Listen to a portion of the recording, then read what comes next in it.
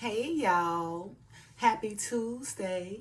Happy Spoken Word Tuesday. I hope you guys' days come along fine. Anyway, you guys know on Tuesdays, I like to bring you guys the word, right? And earlier I read from the short from Ecclesiastes, right? Chapter 22, verse 12, one of the books removed from the Bibles. And basically just talks about how we mourn, right? The process of mourning, right? That we should be very careful about how we mourn over people, right? Because a man is really, per the Bible, a man is supposed to mourn for 7 days, right? Anything after 7 days, that man is considered ungodly. So anything after 7 days, the mourning should become memories, right? Now, many people mourn after 7 days because, right, they feel guilty for how they treated that person during their time they was here on earth, or they desperately depend on that person for everything and then put them own selves to work, right? Or they simply just don't understand the process of mourning, right? Well, again, mourning, a man is supposed to mourn 7 days, right? And as it is written in Ecclesiastes chapter 22, verse 12, one of the books removed from the Bible reads as follows.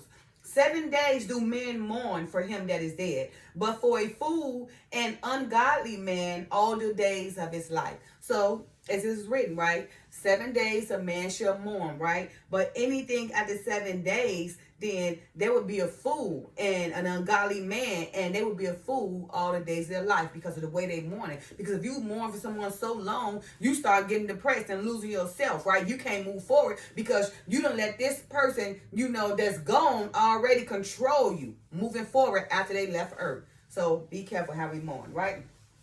Today I will be reading from Ecclesiastes chapter 22, which is what a mourning scripture comes from, right? After Apocrypha, one of the books removed from the Bible. Verse 1 reads as follows. A slothful man is compared to a filthy stone, and everyone will hiss him out to his disgrace. So you know what a slothful man is. Somebody that's lazy and everything, don't want to do nothing, right? So everybody will hiss at him, talk about him and everything, and look at him as a filthy stone, right? A slothful man. Verse 2. A slothful man is compared to the filth of a dunghill. Every man that takes it up will shake his hand.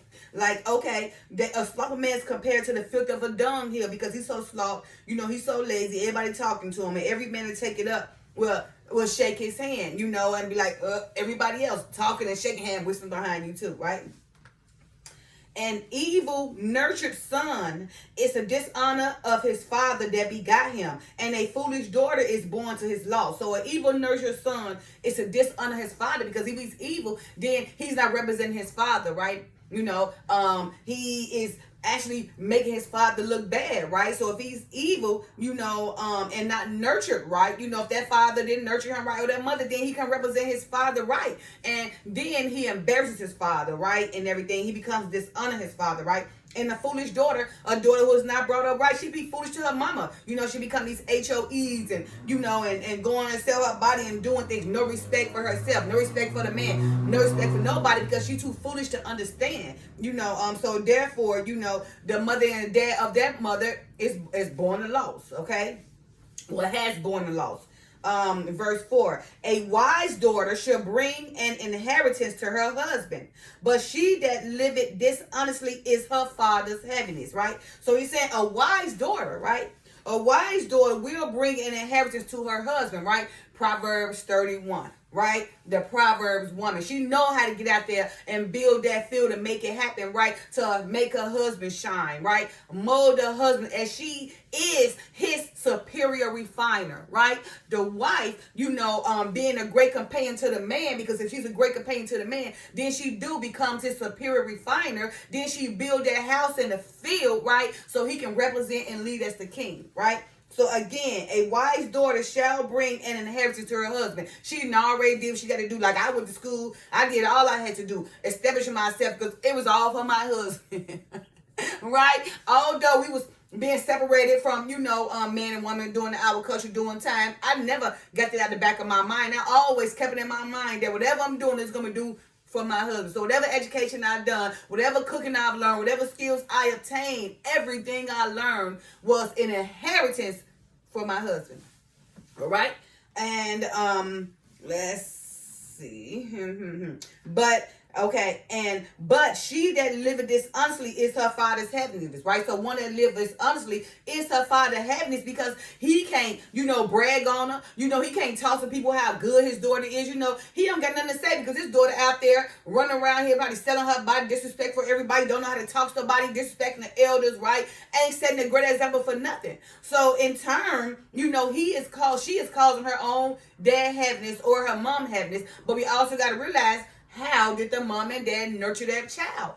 It matters how the mom and dad nurture the child, so that that child don't become and be an embarrassment to them or bring heaviness upon their lives, okay? Verse 7. She that is bold dishonoreth both her father and her husband, but they both shall despise her. So a bold woman go out there, ain't got no respect, ain't thinking before she talking, disrespectful, it's disrespectful, because you're not honoring your father or mother. You should be out there representing your father or husband. You should be out there representing your father and husband, but you too bold and too foolish to even understand that you embarrassing your father and husband, right? You bringing heaviness on them because of your way. So, and you wonder why he just want to go divorce you, or the father don't want to be bothered with you no more, right? Because of your very ways and who you are, right? They want to be able to, feel good and brag about you. But if you so bold, you so disrespectful, no respect, don't think before you talk, don't know how to walk through this earth in a humble and a meekness manner as a woman, then you should worry, you should look out or expect being divorced, or your father and your husband not really embrace you the way you would like to be, because of your boldness and disrespectful ways. And foolish ways too.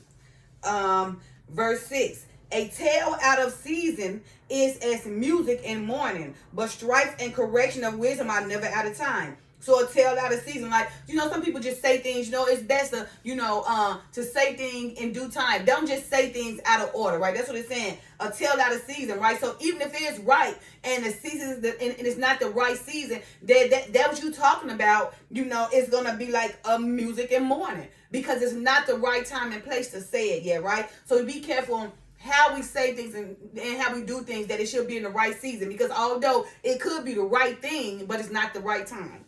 Okay, and it says, but stripes and correction of wisdom are never out of time, right? So admonition, they're just saying like how we admonish people. Those people don't hold no compassion, just don't care, don't care about their life, just foolish, no righteousness about themselves, right? That's when the stripes come in, the stripes of correction and wisdom to help them, right? Verse 7.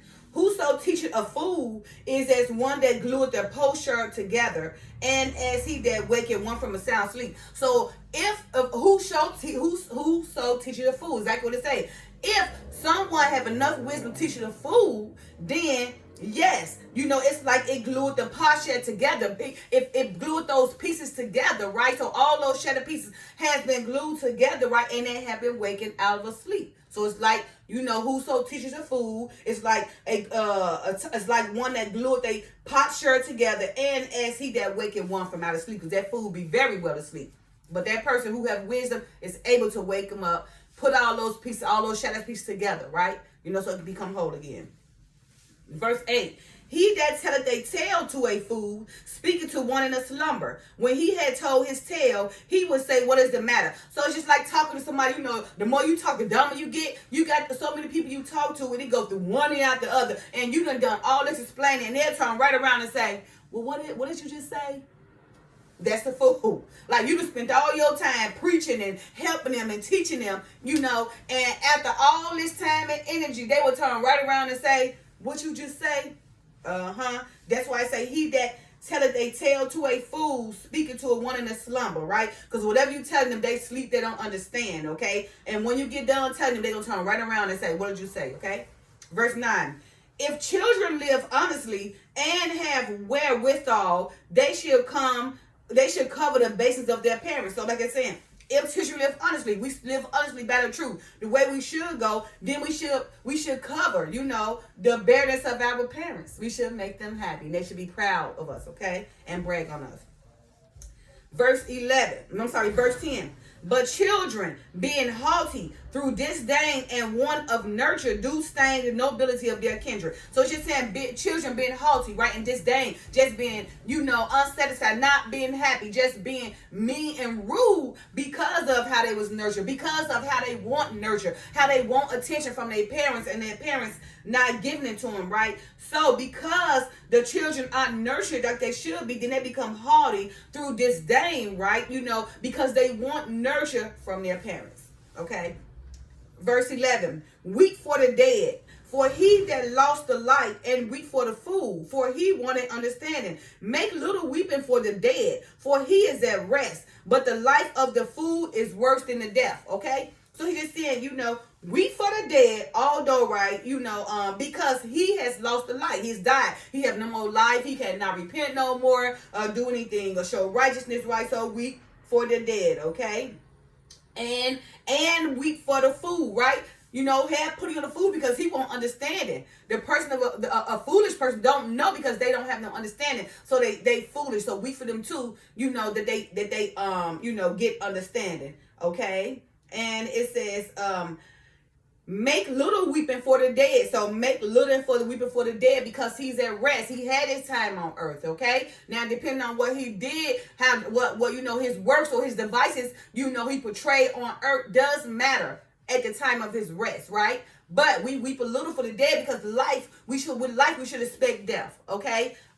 So weep a little for the dead, at least 7 days. But after 7 days, make it memories, right? Don't mourn yourself to depression, right? Feeling guilty. That only happens when a person were guilty, during the time, when that person on earth was guilty of how they treated that person, was guilty how they took advantage of that person, right? Or just don't understand the process of mourning. It's one of those three, okay? Why a person will mourn more or, mourn a lot for the dead instead of a little for the dead, right? And it says, but the life of the fool is worse than death, right? Because the foolish person don't understand. So all their life, they be around here being gotten, being deceived, being manipulated because they foolish, right? They fail to understand the concept of life itself, right? So a fool here on earth is worse than the dead. Because they just here on earth being gotten and taken advantage of, right? That is not a happy life, right? So it says, but the life of the fool is worse than death. So the life of the fool is worse than death because they're too foolish to understand the truth, okay? And also they're too foolish to want to understand. They want to live in darkness, right? So in the end, they can fail, okay? Verse 13 was the verse, verse 12 was the verse that I read earlier. 7 days do men mourn for him that is dead, but for a fool and an ungodly man all the days of his life. So again, we must be careful how we mourn for people, right? You see the word itself says 7 days, right? I mean, of course we had mourning maybe for Moses for 30 days and Ezekiel for more than those days. Those were different times. They was living more, they was living longer too, right? So that mourning, that whole exchange was a different process, right? Them people living 800 years, okay? So due to the length of their time, well, it's it would be based on how they mourn, right? So right now we don't live in like 120 years. So our mourning time per the word is 7 days. Anything after 7 days, it should become memories, right? If it don't become memories, then be memories of the good time y'all had, then that's a problem because now you're depressed and you can't move forward because of you or because of how you treat that person during the time on the earth. You feeling guilty about it, how you treat because you know you did that person wrong, or because you depend on that person desperately for everything, right? You took advantage of your own joints, leg, body, and energy and put your life and dependent on that sole person who you basically did worry down to death anyway. So now you feeling bad because you ain't got nobody to take advantage of no more, nobody take care of you no more. And the last one simply is you don't under the process of mourning, right? The process of mourning is 7 days do men mourn for him that is dead, but for a fool and an ungodly man all the days of his life. So you mourning more than 7 days, you a fool and an ungodly man because you're not mourning to be mourning. You mourning because you're selfish. Okay. Verse 13, talk not much with the fool, and go not to him that had no understanding. Beware of him, lest thou have trouble, and thou should never be defiled with his fooleries. Depart from him, and thou shalt find rest, and never be disquieted with madness. So he's saying, don't talk much with the fool. You see a fool, don't give him, don't entertain that. That's beneath you. It should be beneath you because the fool don't understand. So it's saying, right, talk not with your fool. Talk not much with the fool. and go not to him who don't have understanding. So if he don't got no understanding, why you following a person who have no understanding? The blind just gonna lead the blind, okay? It said, beware of him, lest thou have trouble. So beware of that person who have understanding. Because if he don't have understanding, again, the blind gonna lead you to blind, so he gonna lead you to trouble. Okay? And thou should never be defiled with his fooleries. Don't allow that foolish person, that person of understanding, to defile you with their ways. Don't be a follower, be a leader, right? Don't follow that be foolery, so you will have trouble, right? Don't follow that person of understanding, right? So you won't be led to perform the ways that he performed, right? So you're going to be defiled with his fooleries, right? It said, depart from him, and thou shalt find rest. So when you depart from this fool or this person that has no understanding, then, you should find rest, right? And never be disquieted with madness. Never let a person run you insane. Separate yourself. Get away so you can find rest, okay? All right, verse 14. What is heavier than lead, and what is the name thereof but a fool? So he's saying a fool is just worse of everything. They worse than the dead. So remember, what he said, what is heavier than lead, and what is the name thereof? A fool. So he said that a fool himself or herself is heavier than lead. They bring too much heaviness to your life. They bring trouble. They lead you the wrong way. They don't understand. And in the end, they perish. And if you follow them, you perish with them. Okay?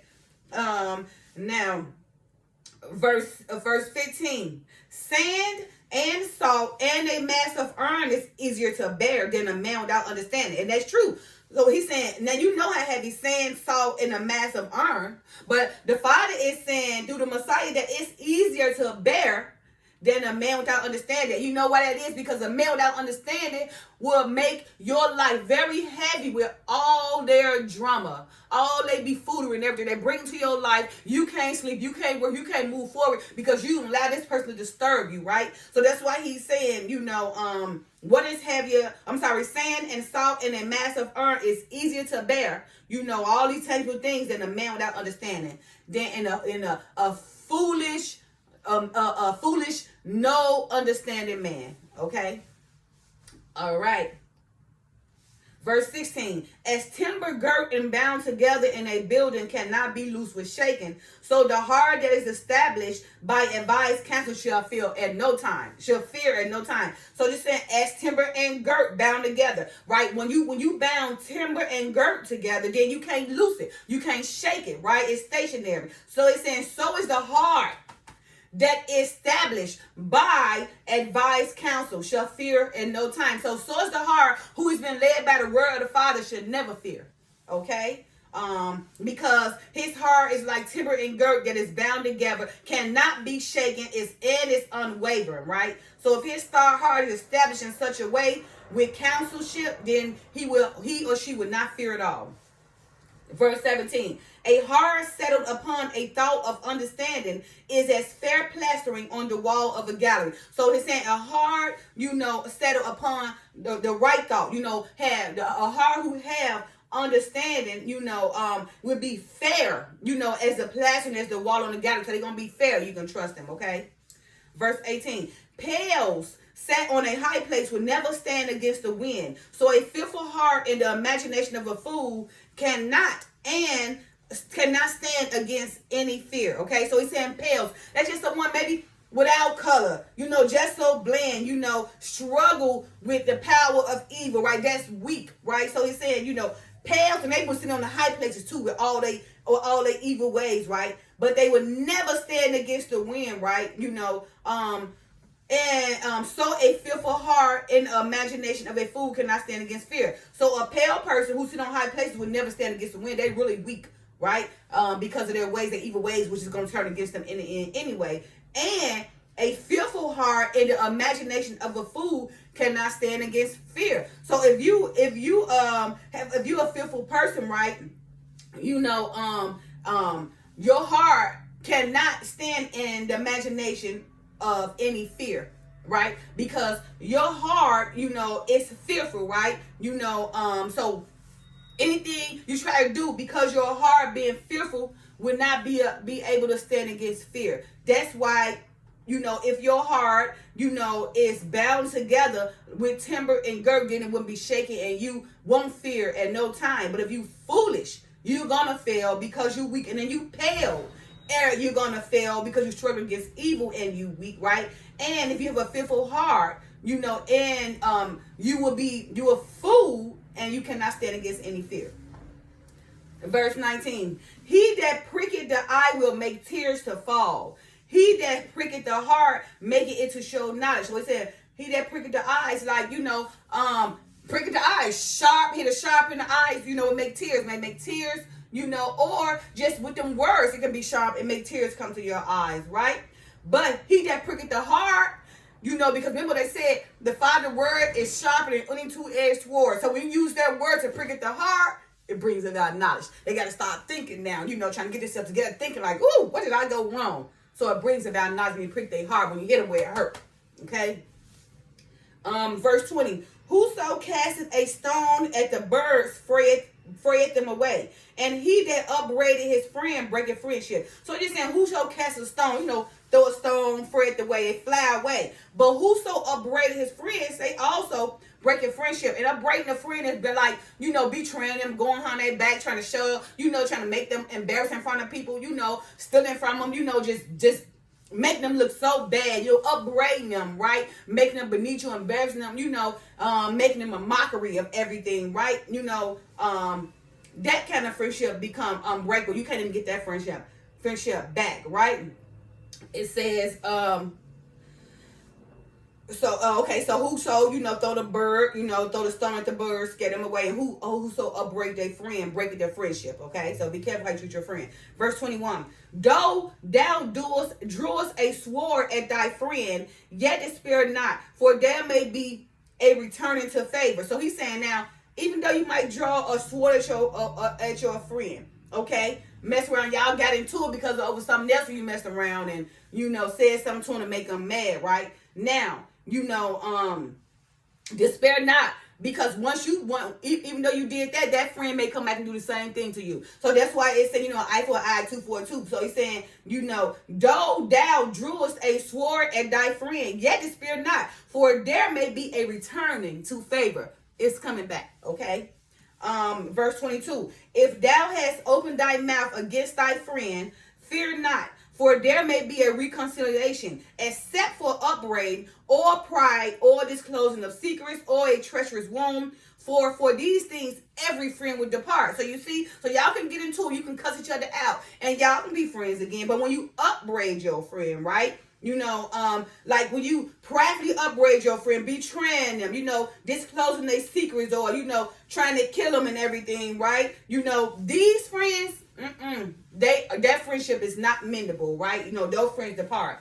Verse 23, be faithful to thy neighbor in his poverty, that thou mayest rejoice in his prosperity. Abide steadfast unto him in the time of his trouble, that thou mayest be heir with him in his heritage. For a mean estate is not always to be contemned, nor the rich that is foolish to be had in admiration. So he's saying, be faithful to thy neighbor in his poverty. You know, that thou mayest rejoice in his prosperity. So if you need somebody in need, help them. Like for me, you know, I put a GoFundMe page up there. I put my Cash App. I put my Zelle, you know, because I'm in need. You know, my dad is out here. I got to ship him all the way back. It costs a lot of money. You know, people, first thing they say, oh, they ain't got insurance. It's not about having insurance. I had insurance, but, you know, trust and believe me, it costs a whole lot to get him a dead body shipped from here out there, and to perform a funeral out there, and to do repasts and do everything. So if I'm helping, I'm obviously in need. So this verse say, you know, be faithful to thy neighbor in his poverty, that thou mayest rejoice in his prosperity. Abide steadfast unto him in the time of trouble. So abide steadfast to me. Go ahead and donate. Go ahead and help me, right? Because I'm giving on Tuesdays and Fridays, right? Helping you guys, trying to better your life. So I'm giving, and if I'm feeding you guys, that means you guys to feed me. So I have a GoFundMe up there. I have my Zelle. I have my Cash App. Please go donate, because right now I'm in need. So go on and help me and feed me just like I feed you guys. Okay, so again, be faithful to thy neighbor in his poverty, that thou mayest rejoice in his prosperity. Abide steadfast unto him in the time of his trouble, that thou mayest be heir with him in his heritage. For a mean estate is not always to be contemned, nor the rich that is foolish to be had admiration. So he said, the rich should not be always held in admiration, or should not be held in admiration, because we don't know how the rich got that money. A lot of rich people do things dirty to get that money, right? Like he said, the rich will barely make it to heaven. Like when he said, some type of a camel through a needle. So it's like that, right? It said, for a mean estate is not always to be contemned. You know, so if you got a mean estate, it's not always to be contemned, or, you know, always to be, you know, showed off on, or something, you know, because it's a mean estate. Just like the rich should not always be admired, okay? Verse 24, as the vapor and smoke of a furnace goeth before the fire, so reviling before blood, right? So again, as the vapor and smoke of a furnace go before the fire, so reviling before blood. So reviling means just like this, when you go in and you causing problems and creating problems, causing wars, right? You know, just like a vapor of smoke, you know, a furnace go before the fire, right? So does reviling, so does revolt, so does war, so does fight, so does anger come before blood, okay? Verse 25, I will not be ashamed to defend a friend, neither will I hide myself from him. Just what it said. Don't be ashamed to defend a friend. Be at your friend's side, your real friend, right? You know, and don't hide yourself from him when he in need. Like, don't hide yourself from me because I'm in need. Help me. Go donate, okay? Verse 26, and if any evil happen unto me by him, everyone that heareth it will be aware of him. So whatever you do to me that's evil, or whatever you do to whoever that's evil, they're going to go tell it. Right? Everybody going to hear about it. Mess your reputation up, so be careful. Verse 27, and the final verse. Who shall set a watch before my mouth, and a seal of wisdom upon my lips, that I fall not suddenly by them, and that my tongue destroy me not? You know, so I'm saying, okay, so who shall set a watch before my mouth, and a seal of wisdom upon my lips? So, you know, it's the Father. He should set a watch in my mouth, right? You know, watch me and seal my lips so that my tongue don't get to me, right? So that I not fall suddenly by them, and that my tongue don't destroy me, that I be careful what I say, what I think, and how I operate, you know, so that my own lips and tongue don't destroy me, but be sealed with wisdom. All right, you guys. So that is, you know, I hope that you guys receive some clarification about Spoken Word Tuesday. I want to say thank you guys for all your support and everything from my dad. Okay, thanks for all y'all. Thanks for all who did support me. I appreciate it. Thanks for all who donated. Okay. And again, thank you guys for listening to the videos. Okay. And happy Tuesday. I love you guys. Happy Spoken Word Tuesday. Bye now. Peace.